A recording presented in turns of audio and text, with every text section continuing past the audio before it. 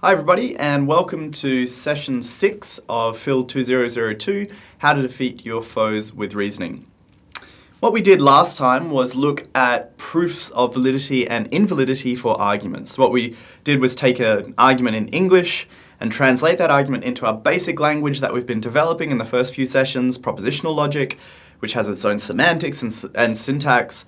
Translate those arguments into that language, then situate those arguments inside of a truth table, and then using the rules for the truth table, generate a proof that the argument is valid or invalid.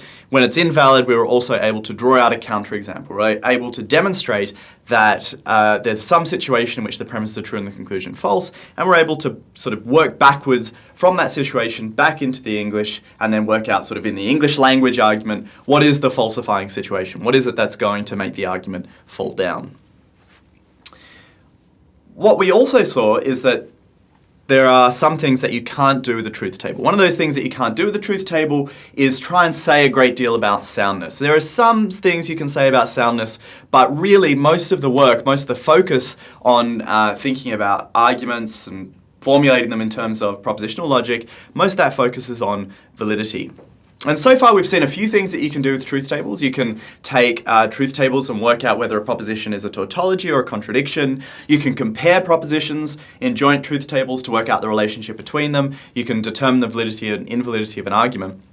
And what we're going to do in this session is take this just one step further. We're going to look at some rather general results that you can use with the truth table, use the truth table method to prove. And once you've got those general results, you have the capacity to say something quite abstract, but also quite interesting about the nature of arguments that we use in everyday language and in formal reasoning and so on. So what we're going to do is we're going to focus in a little bit on the concept of an argument, think a little bit harder about the notion of validity and how validity works, and use the truth table method to do something that's a little bit beyond just proving the validity or an invalidity of an argument.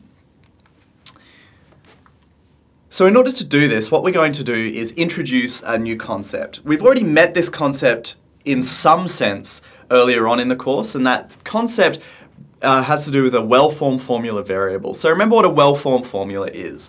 A well-formed formula is any statement inside propositional logic which is syntactically correct. So we've got those syntactic rules for when we can put our symbols together inside propositional logic to come up with something that makes sense within that language. What we can also do is and that gives us a well-formed formula, what we can also do is sort of abstract away a little bit from those well-formed formulas to produce these things called well-formed formula variables. So a well-formed formula is something that's syntactically well-formed inside our language, and now we're going to take a step away from that. We're going to abstract away from the formulas a little bit to speak in terms of a variable language. Now, we met these when we were looking at the recursive syntactic definition for propositional logic. That recursive syntactic definition, remember, has these alphas and betas in them. And one of the important things of those syntactic definitions was that you could take any proposition that had A's and B's, the actual propositions inside the propositional logic, and substitute them into those alphas and betas to come up with something that's syntactically well-formed. So we're using those things, those Greek letters, and we're going to focus in a little bit more on how those work. So just to remind you, I'll give you a couple of examples. So consider the following proposition. We've got A and B. What we can do is we can introduce something that sort of speaks about a proposition like this without encoding the same kind of logical structure. And that's going to be a well-formed formula variable. So what we can do is we can represent this entire proposition using the variable alpha. Or if we wanted to introduce more variables, what we could do is we could take each of the propositional components of this sentence and represent them using a distinct propositional variable. So rather than using alpha to represent the entire thing A and B, what we can do is we can introduce a propositional variable for each of the propositions there. Right? So we've got our A. We've got our A and B, and we can introduce a variable for A and a variable for B to get alpha and beta. This is going to seem a little bit abstract right now, but I just want to introduce you to the basic notation, the basic terminology, and we're going to make this a little bit more understandable as we go on. So just for the moment, I want you to get used to this idea of taking the sentences inside our language and abstracting away from them. In order to make this a little bit concrete, in order to get a sense of exactly how this works, it's useful to consider the introduction of variables inside mathematics, particularly inside arithmetic or linear algebra, which works in a very similar way. So for instance, consider the following proposition in piano arithmetic, the sort of arithmetic that you would have learnt in primary school. Consider this: 2 plus 2 plus 3 equals 7. Right, so we've got a proposition like that. And what we know from doing linear algebra when we sort of get into high school and we start doing more advanced forms of mathematics is that we can represent some of these numbers in here using x's and y's. So we can say, represent this same equation like this, right? Where we take the 2 and we represent that as an x. We take the 3 and we represent that as a y, and we leave the 7 as it is. And that comes up with an equation which we can simplify if we want to 2x plus y equals 7, right? And now what's important about this in the mathematical case is that you can, once you've sort of got the variable language and you've converted your mathematics into something that looks like this, you can move back out to get different kinds of statements that might have a similar kind of structure, particularly if you represent everything with variables. So for instance, if instead of leaving the 7 in there, I represent that like with z, like that, 2x plus y equals z, something like that, then what I can do is I can get a range of different mathematical functions or mathematical equations that are actually going to satisfy this, where you've got different things lining up for your x's and y's. Don't worry too much about the mathematics. You don't need to know algebra or linear algebra or anything like that. All I really am interested in is getting you to see that when we sort of have some precedence for what I'm doing in the logical case. When in mathematics we move from having something like 2 plus 2 plus 3 equals 7 to x plus y equals 7 or x plus y equals z or whatever, what we're doing is we're abstracting away from the particular numbers that we're interested in, and we're introducing variables which can range over essentially any number that we like of arbitrary complexity. And that's what we're going to do in the propositional case. So we're going to take logical sentences that might say A and B, if A and B then C, and we're going to substitute out parts of that sentence for these variables. And just as in the mathematical case, we might substitute out for x's and y's, in the propositional logic case, we're going to substitute out for alphas and betas. And as I said, we were already doing this when we were looking at the recursive syntactic definition for our language. What we're going to do, though, is focus more on what we can do with this variable language, which allows us to talk about the logic that we're working with from a sort of external perspective. And it's going to allow us to prove things about the logic. So just as once you've got the ability to formulate things in mathematics in terms of x's and y's and variables and allow you to do certain kinds of linear algebra and then prove general results, so too over here in the propositional logic case, once we've moved into this variable language, it gives us the ability to say some very general kinds of things about the language and prove things about the language itself, which is what we're going to try and do now.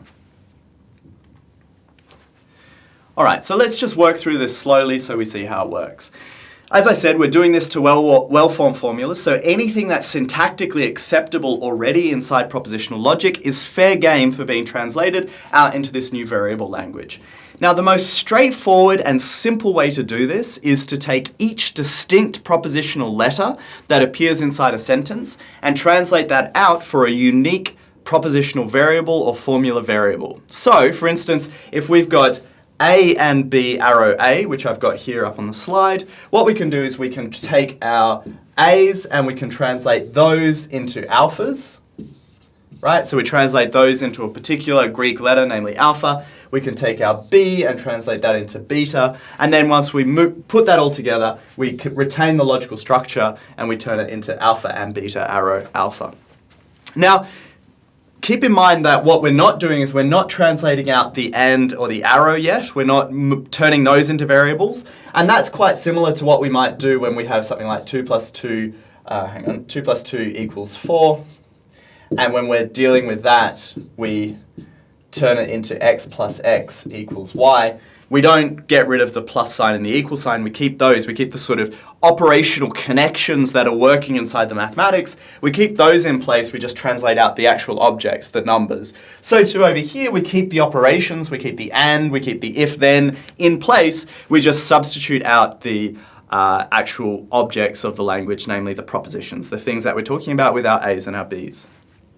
That's the most simple translation or substitution we can do, but it turns out not to be the only substitution. We can take any proposition of arbitrary complexity, be it big, small, short, medium, whatever, and translate it out as one or more propositional variables. And when we do that, we get different kinds of structures. So the most extreme thing we can do is take this whole fragment and translate it out as a single variable. So this is sort of unlike the mathematical case. You wouldn't take this entire equation necessarily and translate it out for a variable, but that is what we're going to do here. We're going to have the capacity to take entire strings in our propositional logic and treat them at an abstract level in terms of variables.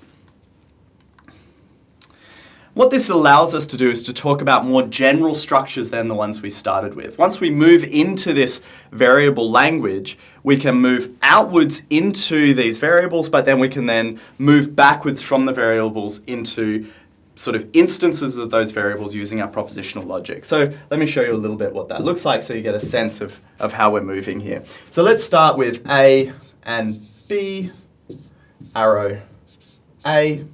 What we can do is we can translate out A for alpha and B for beta. And we do that all through to get alpha and beta, arrow alpha, like this. But once we've got that variable language, we can substitute anything we like back into those variables. Just like when you've got the variable language inside mathematics, effectively you can substitute anything you like back into those variables once you've got a sort of higher level understanding of linear algebra. So for instance, if I make my A's into alphas and my B's into betas, I can actually then back substitute out from the alphas into something quite complex, namely something like A and C. If I make my alphas A and C wherever they appear, then and my betas, I make my betas B arrow D, right? So I've translated them back out into something. Then I'm going to be able to translate something out like this. All right, so what I've done is I've started with something fairly simple, moved into the variable language, which has allowed me to abstract away from any particular propositions that I'm dealing with, and then from there, put things of arbitrary complexity back in for those variables. And what's important, what's absolutely crucial here, is that the structure, the logical structure here, is in some sense retained. Although I've turned an A into an alpha here, and then an alpha into an A and C over here, I've noticed that I've kept the core structure intact, right? I've kept this and as one of the major connectives, and then this if-then as one of the other major connectives. Of course, I've put a whole lot of other connectives in there and a whole lot of other complexity in there as well, but I've retained some of that core logical complexity, and that's the thing that we're really interested in. We're interested in taking propositions that are syntactically well-formed, abstracting away from the propositions in that syntactically well-formed sentence to something that has this variable language, which now enables us to sort of isolate the logical structure of the propositional logic, that sentence that we started with.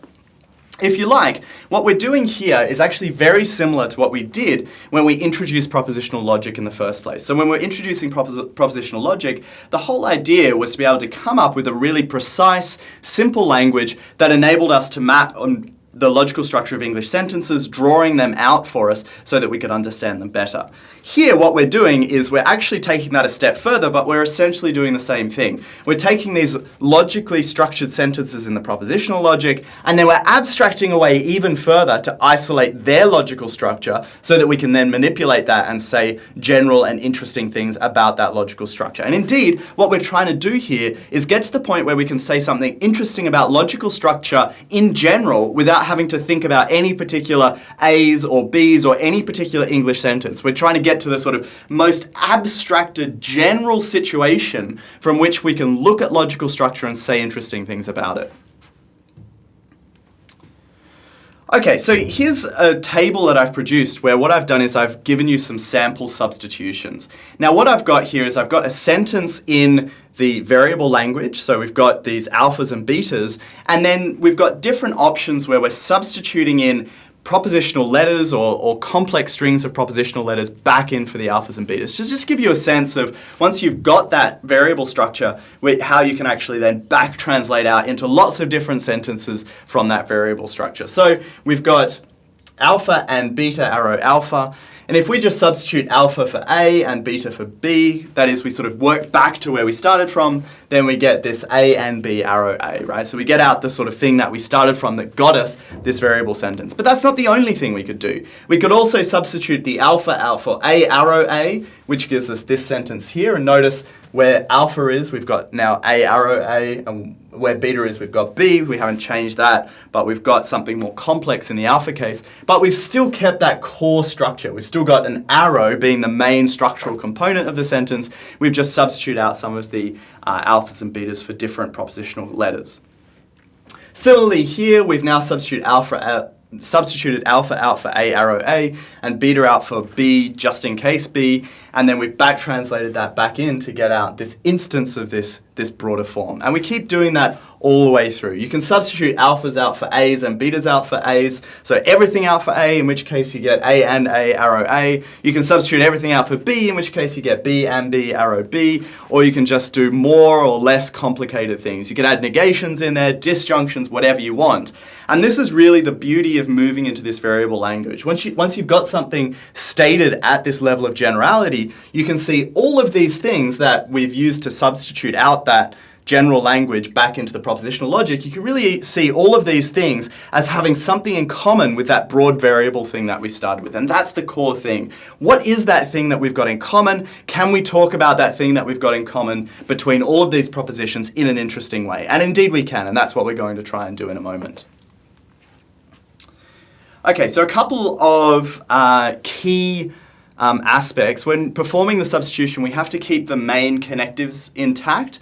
So in the table just shown, when I was moving from alpha and beta arrow alpha back out into the propositional logic, right? So when I'm moving this in this direction from the variable language into the propositional logic using A's and B's, I have to keep those main connectives intact. So I can't, for instance, when I'm translating out this alpha and beta arrow alpha back into propositional logic, I can't change the and to an or. I can't change this arrow to a biconditional. All I can do is, if I want those other features in, if I want ors or biconditionals in there, I have to do them within the alphas and betas. I have to translate that stuff in there. But that means that the main connections, that and that arrow, get retained no matter what substitution I do, which gives us this sort of commonality of logical structure, which we can then make use of in a moment. Okay, so what we're actually doing here is we're isolating propositional form or logical form. When we move from a well-formed formula in propositional logic to something containing these well-formed formula variables, we're actually isolating a form or something like the logical structure of the sentence. We're abstracting away from it. Again, what we're doing is very similar to what we did in the initial stage when we moved into the propositional logic in the first place. We had this English sentence, which was complex, which was hard to isolate the logical structure. Then we isolated into the propositional logic something a little bit more general, and now we're going more general again by isolating the logical structure of the actual sentences inside our logic. And then that's going to enable us to talk back about the propositional logic. Now what's important is that for every well-formed formula inside propositional logic, there are many ways of converting that into something containing well-formed formula variables, which is to say that every proposition inside propositional logic is an instance of lots of different kinds of logical form. Okay, so let's just to get a sense of that, consider this. Suppose that you've got something like this, A, arrow B, and C. Whereas before we were moving from the variable language into the propositional logic, now we're going to do the thing that I started with, which is move from the propositional logic into the variable language. There are lots of ways that we can do this. So one way to do this is to take each distinct propositional letter that appears and translate it out for a different propositional variable. right? So what we can do is we can translate the whole thing out as if alpha then beta and gamma, right? As the sort of general claim that we're making. But another way to do this is to take this entire chunk, this entire fragment, and call that alpha, and this fragment C over here, and call that beta, and get out alpha and beta as the sentence. Okay? Another way to do it is to take this entire thing and just translate that out as a single propositional variable alpha.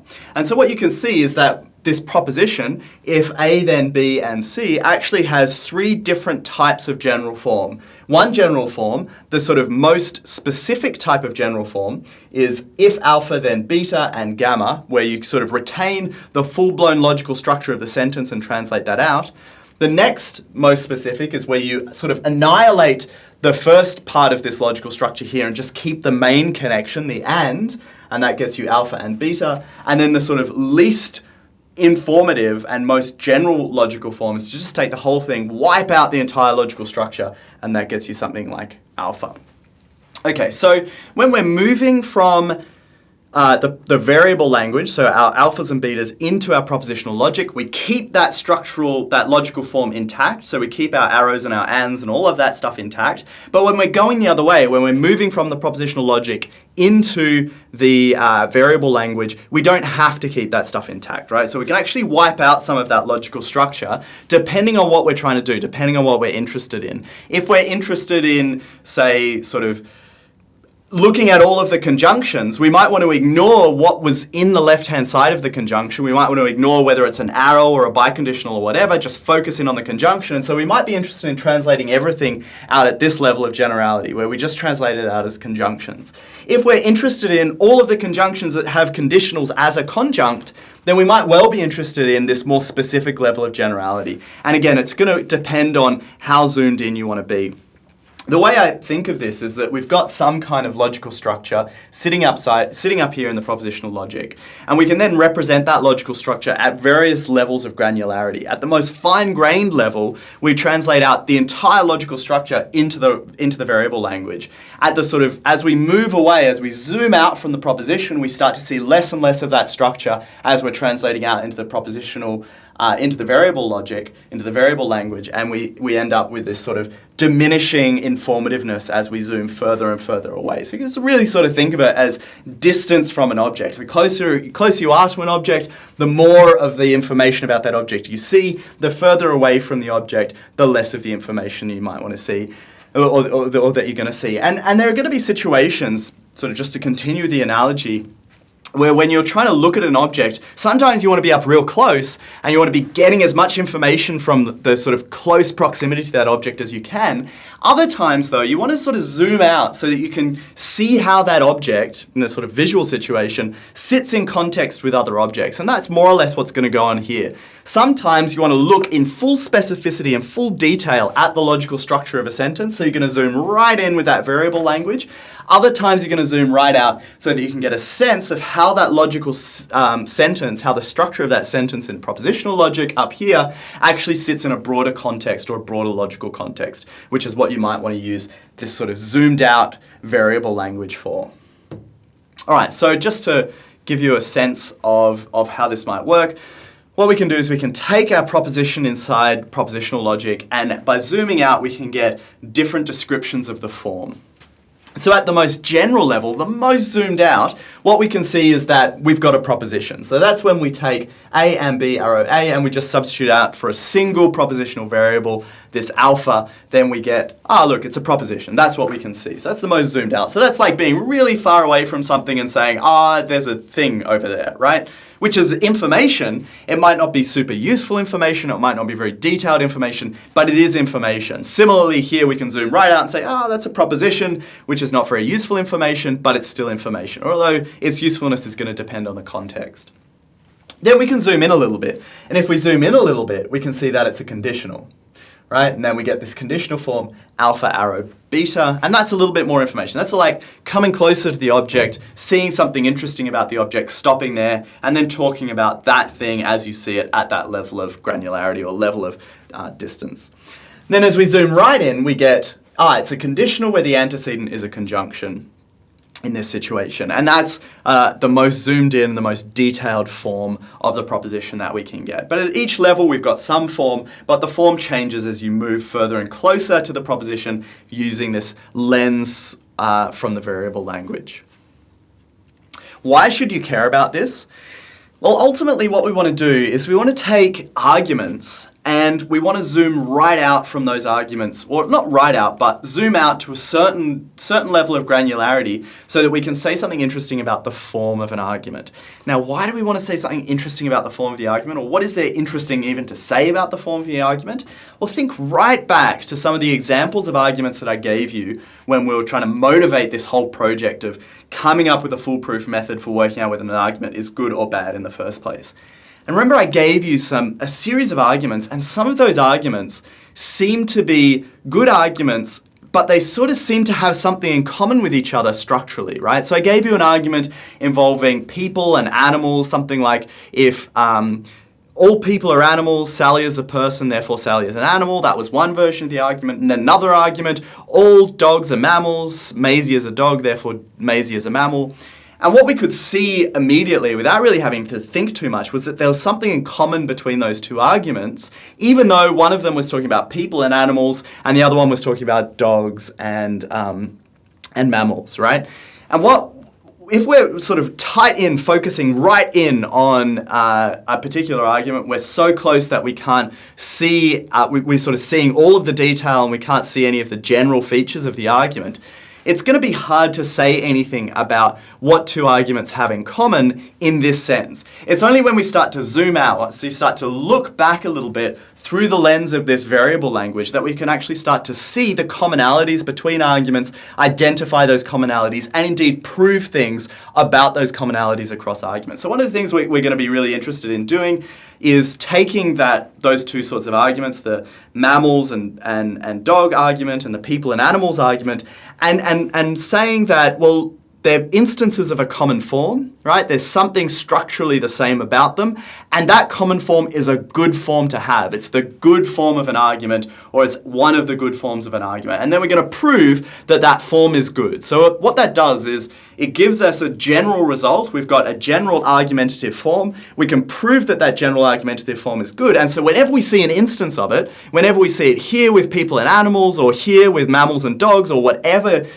the case may be, we know immediately that it's a good argument because it's an instance of this general abstract thing, and we've proved something about that general abstract thing, right? So that's what we're trying to do. We're taking our propositional logic, we're moving into this level of abstraction so that we can see these commonalities between different arguments and then prove things about those commonalities, which in turn makes our job easier once we're sort of on the ground working with particular arguments. Once you know that a certain form of an argument or a certain argumentative type is a good argumentative type, you can learn to identify the features of that argumentative type and then just hone in on those when you see them in an English, when you see someone giving them to you in an English language context, right? So if someone outlines an argument in English, they try and argue with you, and you know immediately that the form that they've given you is a good form, then you know at least that their argument is valid without having to think too much about it, without having to go through all of the proofs that we've done, because we've got sort of something more general to fall back on. All right, that's still, I think, going to strike you as a little bit abstract. So we're going to try and make this a little bit more grounded by going through some examples so you can see this sort of thing that I'm talking about, this sort of general formal thing that I'm talking about. And indeed, we're going to start to prove some results about this at this general level. Okay, so let's have a look at some arguments now. So far, we've been looking at propositions, and we've been looking at propositional form. Now what I want to do is look at some arguments and look at argumentative form so we can start to actually look at that thing that I was telling you about a moment ago. So the Maisie and mammals and dogs argument and the Sally and people and animals argument, both of those arguments do in fact have a common form, and the common form is something like this. If A, then B, A, therefore B, right? Both of those arguments are going to look something like that. And what we can do is we can actually translate that form out into the variable language. So what we can do is we can translate out our alphas for our A's for alphas, our B's for betas, and we get this general form sitting right here. if alpha then beta, alpha therefore beta. Right, and what we can do is we can plug in anything we like into this general form, and we'll end up with something that has roughly the same structural features as this argument here. But that's not the only form of the argument. So remember when I was talking about propositions, I said you can take a proposition and you can pull out many different kinds of general forms by looking closer at the propositional or moving further away. We can do exactly the same thing when we're dealing with arguments themselves. So we can look right up close at the argument, look at the fine-grained details of the argument, or we can zoom out and look a little bit more generally at the argumentative structure.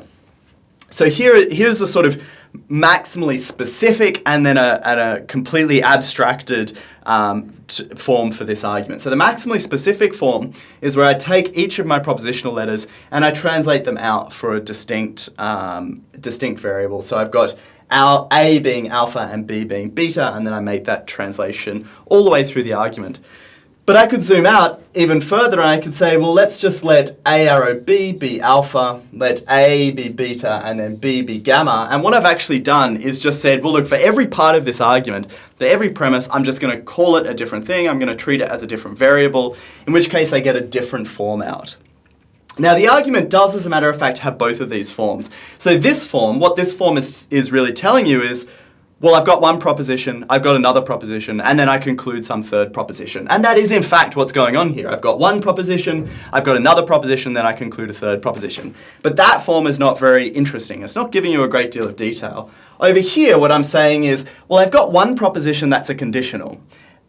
I then have another proposition, which is the antecedent or the first part of that conditional, and then I conclude the second part of that conditional, right? And you can see immediately that form has a little bit more information in it.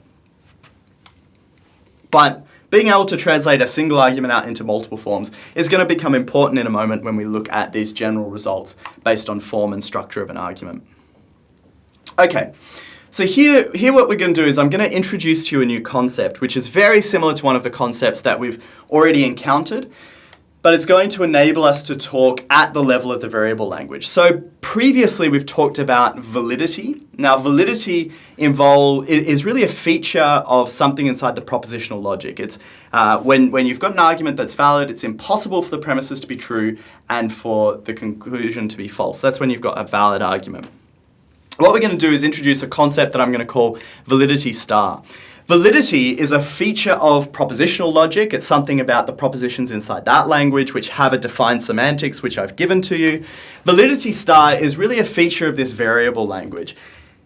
Although I'm introducing the two concepts because technically they're different, really you can view them for the most part as talking about the same thing. Validity is just validity with respect to the propositional logic. Validity star is validity with respect to the abstracted the variable language once we've translated out our propositional letters for these Greek variables. What matters for our purposes is that I can take one of these abstracted things with these alphas and betas, and I can put that inside a truth table as well. So what we're doing now is we're taking our truth tables and we're going to push them a little bit further by now looking at a sort of generalized truth table. So rather than A's and B's inside the matrix on the left here, what I've got are alphas and betas, and these alphas and betas are set up the same way. So we map out the possibility space, and now I take this generalized form, this alpha arrow beta, alpha, therefore beta, and I situate that entire thing inside a truth table, and then I've got a map of the entire possibility space.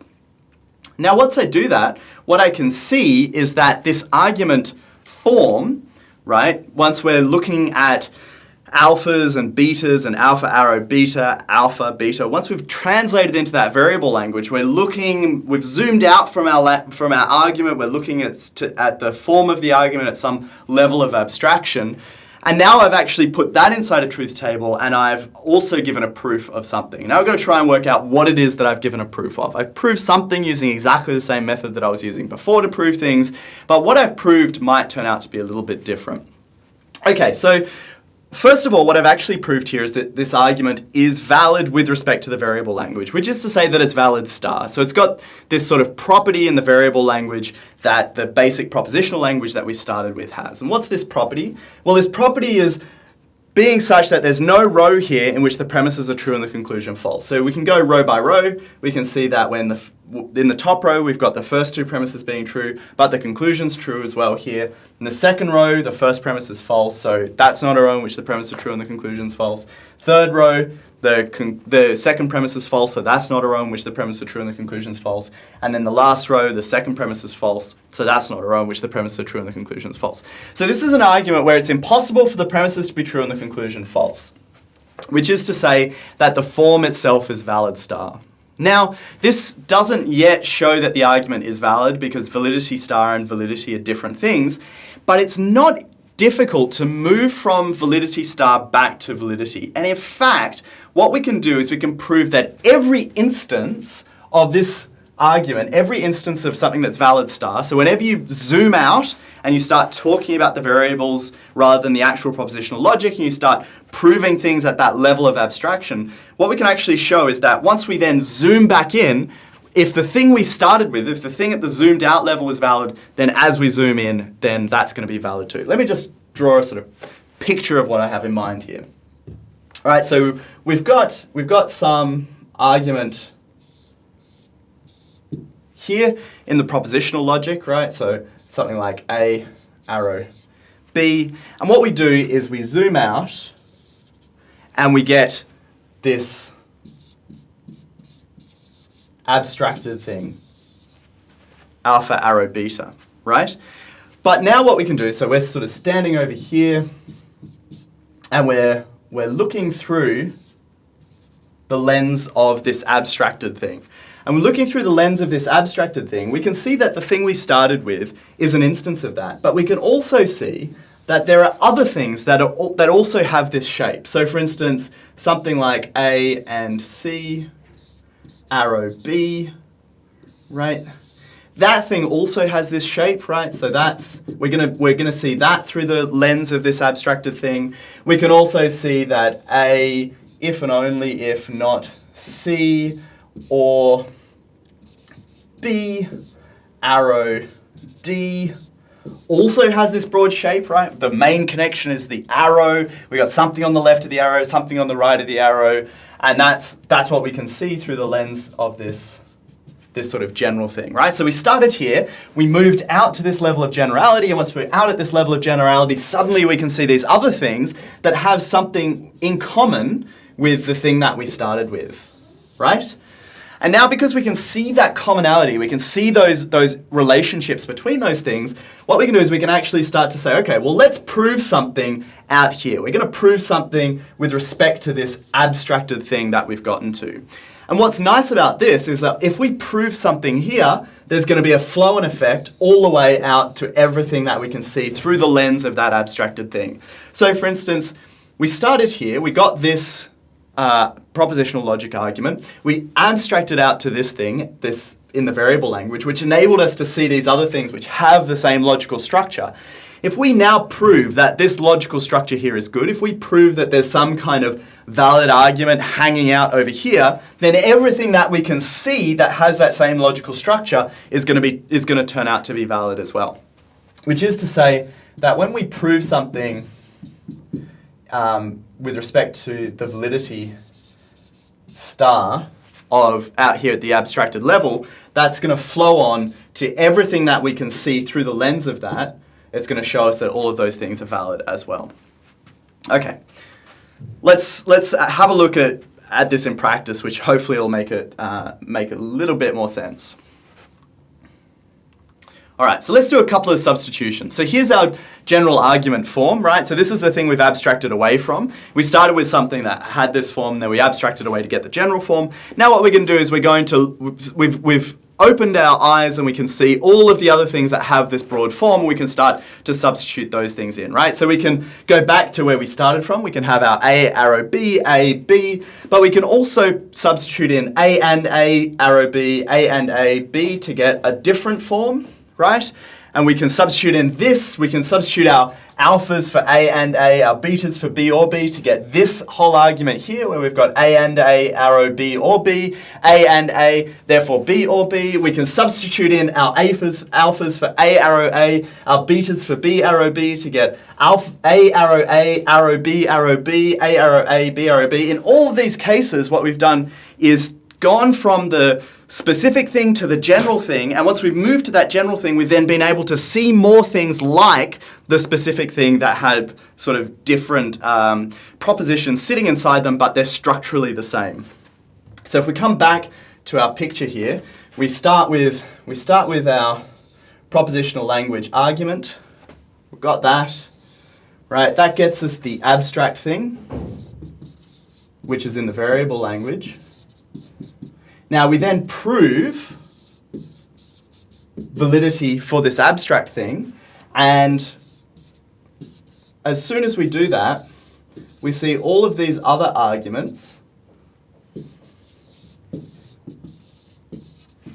which have the same basic form as this argument, and because we've proved at the abstract level that this argument is good, we then get a proof that these arguments are good as well. Which is to say that if we prove validity star at that abstract level, then anything that has the form of that abstract thing, anything that can substitute we can substitute the alphas out for to get our propositions back again, anything that has that form is also going to be valid. So this is our first general result, and this is a very powerful result. It's one of the chief results inside propositional logic, and here it is. Every instance of a valid star form is a valid argument. So what that means is that if I have this, which is in the variable language, and I prove that this is valid, which I can, then anything which has this form, anything that is something with an arrow to something else, then I get the something, and then I get the something else out as a result, anything that has that form is going to be guaranteed to be a good argument as well. So if we come back to thinking about Sally and people and animals and dogs and mammals and Maisie, what we can see is that both of those arguments have a general form, the same general form. We can tell that that general form is good, and that the goodness of that general form is what we then feed back to the instances to know that both of those are good.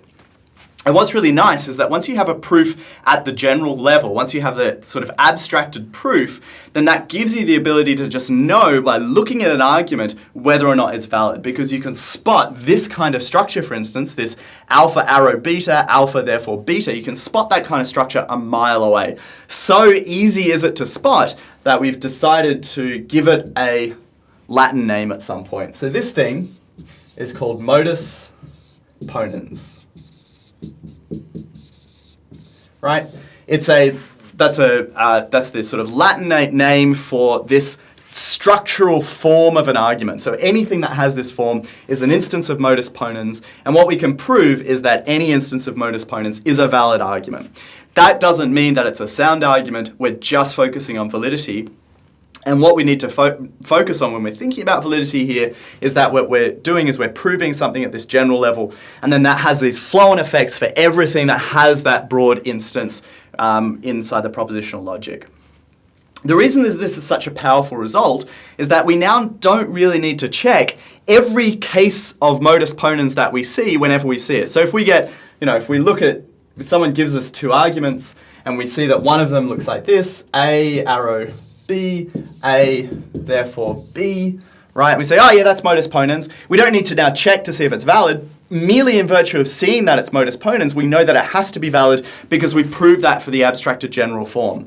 But similarly, if we get something that's, much more complex than this, where we've got B or D, arrow C, okay, right? And then I get A, and I conclude B or D arrow C, right? So I've got this complex string here as my first premise, then I get A as my second premise, and then I conclude that complex string. I can look at that and I can go, oh, that's modus ponens as well. It has the same structure and that same form, and because I already proved at the most general level that modus ponens is a valid type of argument, I know immediately that it's valid here as well. So I don't need to go through and check these one by one. I can now just eyeball them and go, aha, modus ponens, and I know it's valid.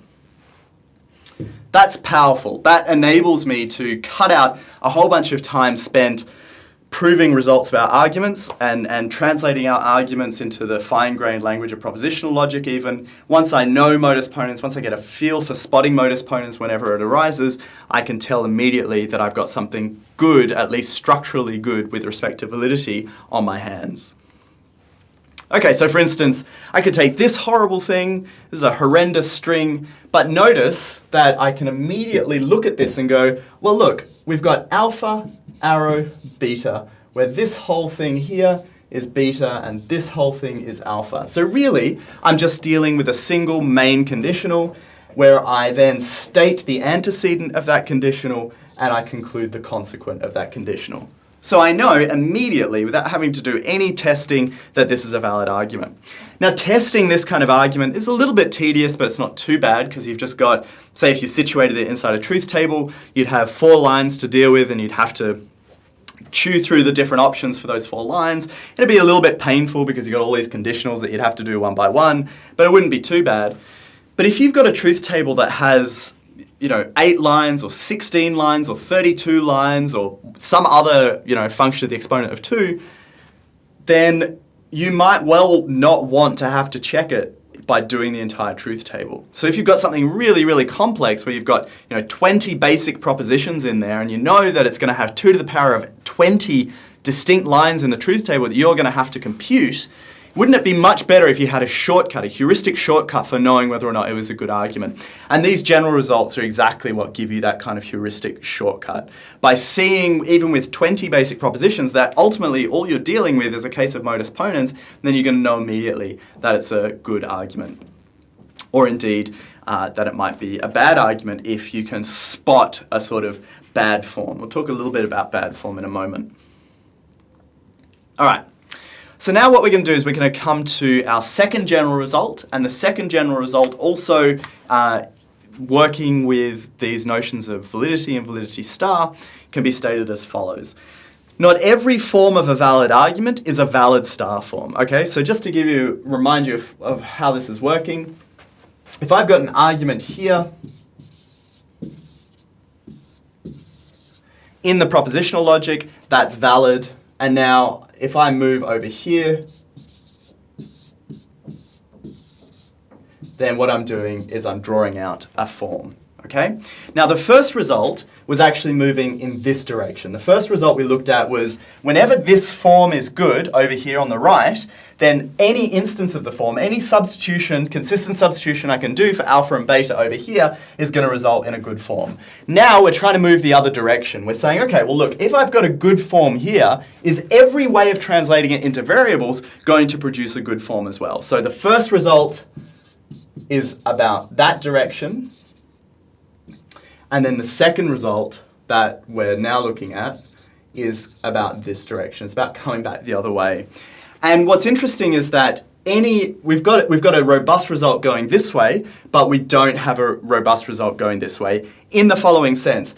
If we've got a good form over here, then we know that any instance of that form is also good. But if we've got a good form over here, then it doesn't follow that every form over here in the sort of variable sense is going to be a good form. It's actually pretty straightforward to show this, and let's have a look at a particular argument to just demonstrate it. So consider this argument that we were just looking at. All right. Now we know that one of the forms that we can pull out is the form that we were just looking at.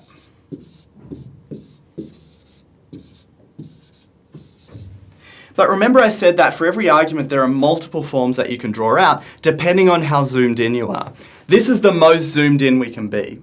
And at this most zoomed in level, then yeah, we do come out with something that's good. But if we zoom out a little bit more, then we're going to lose that effect. So let's now zoom out to the most general argumentative form that we can have. And the most general argumentative form, the most zoomed out level, remember, just says, here's a proposition, here's another proposition, and now let's conclude a third proposition. So the most general zoomed out form is going to be this: alpha, beta, therefore gamma. Okay? Now what's important is that every argument has this as a potential form. You can translate into the variable language every argument into one of these forms. Like every argument, and this is just fairly commonsensical, every argument really is just proposition, proposition, another proposition that you draw out from it. That's true of every argument. So it's unsurprising that we can draw out this kind of result from every single argument that we're looking at. But what we also know is that this here is invalid star, right? Which is to say that this doesn't constitute a valid star form. So there is going to be, for every valid argument over here, everything at the sort of propositional logic level that's valid, there's going to be some invalid star form. So if we come back to our general result was this: not every form of a valid argument is a valid star form. And the reason for that is because every argument has at least one invalid star form. And that's it. That's the invalid star form that every argument has. Arguments might have multiple invalid star forms, but all it takes is one to get this second general result, and that's it. And we can, if you like, so here's a demonstration that lots of different arguments have that as a general form. So here we've got the modus ponens type thing that we've been looking at. You can translate that out as this alpha, beta, therefore gamma. But here's something else, A or B, not A, therefore B. You can translate that out as alpha, beta, or gamma. Here we've got A arrow B, not B, therefore not A. You can translate that out as alpha, beta, therefore gamma, and so on. You can do this for any argument. You can just translate it out as a bunch of propositions in the premises and then a proposition in the conclusion and just annihilate all the logical structure.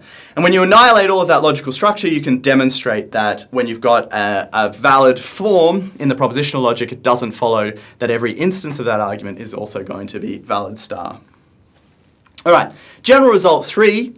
Not every instance of an invalid star argument is an invalid argument. So just to come back to this picture, we were looking at an argument,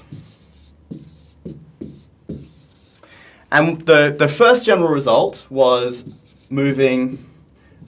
Remember, when we translate, we zoom right in, we look at the logical structure, and we draw that out. The first result was about this direction, was about, well, what happens when you've got something in the variable language and you translate back out into the propositional language? Well, it turns out that if this is valid star, then every instance over here is going to be valid. So you've got, that's where the first result is. Now the second result was here. If you've got something that's valid here, is everything that every form that you can draw out going to be valid star? And the answer was no, because every valid argument has some invalid star form. And this third result, which is not every instance of an invalid star argument is an invalid argument, is also moving from the right back over to the left, but rather than in terms of validity, it's now talking in terms of invalidity.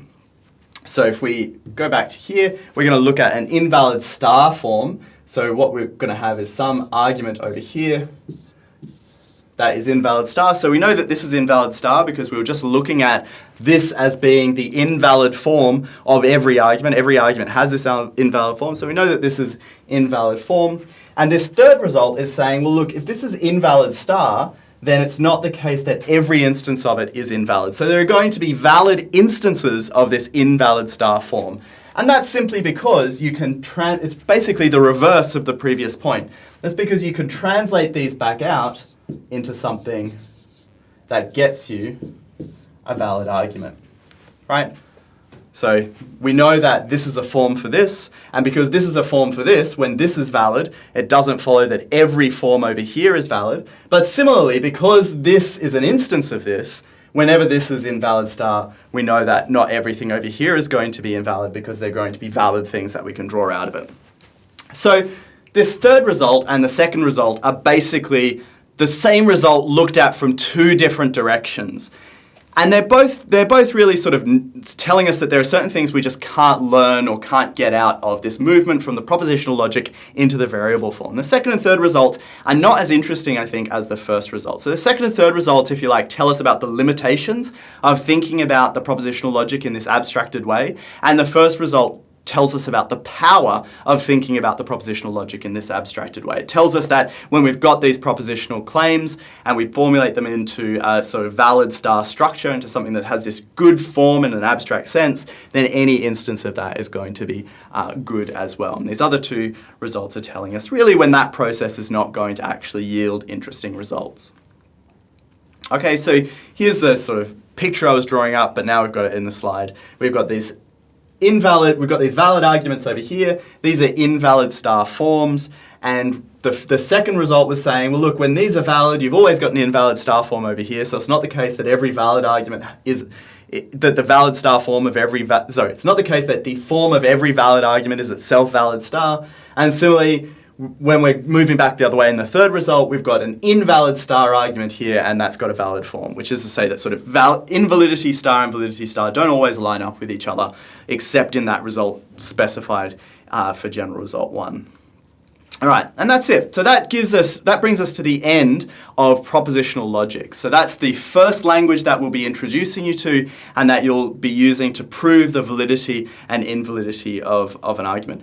What I'm going to do before moving on to the next language is take another look at proving things inside propositional logic. So far, what we've done is we've taken our basic language, we've proved things using the truth table system, and then we've drawn out some general results. That's all very nice, but as you can see with the truth tables, things are going to quickly become very complex and very difficult to handle when your truth tables have a lot of lines, right? So if you have an argument that has 20 basic propositions, your truth table is going to have 2 to the power of 20 lines, and then you're going to have to compute all those lines. That's a horrible endeavor to have to engage with. So what I'm going to do next is I'm going to give you a second proof system which enables you to do exactly the same things you were doing in the truth tables. Indeed, this second proof system that I'm going to give you is sort of based on exactly the same information that you have inside the truth tables, but what it allows you to do is achieve the results, like demonstrating the validity or invalidity of an argument, in a much more straightforward and more efficient manner. So we're going to be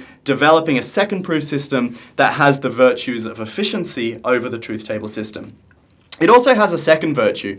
What we'll be doing after looking at the truth tree system, which is the second proof system I'm about to introduce you to, is look at an entirely different language, a different way of translating English out into logic. And we'll motivate the reasons for doing that. We'll look at some arguments that you just can't handle using the logical language that we've developed thus far, and then we'll develop another language that can handle those arguments. And the beauty of the truth tree system is that while the truth table system won't work as a proof system for the next language and the third language that we'll deal with in the course, the truth tree system will get us all the way to the end of the course. So I don't have to introduce you to another kind of proof system. We can just use this one proof system throughout. So that's the sort of second reason for giving you this second proof system.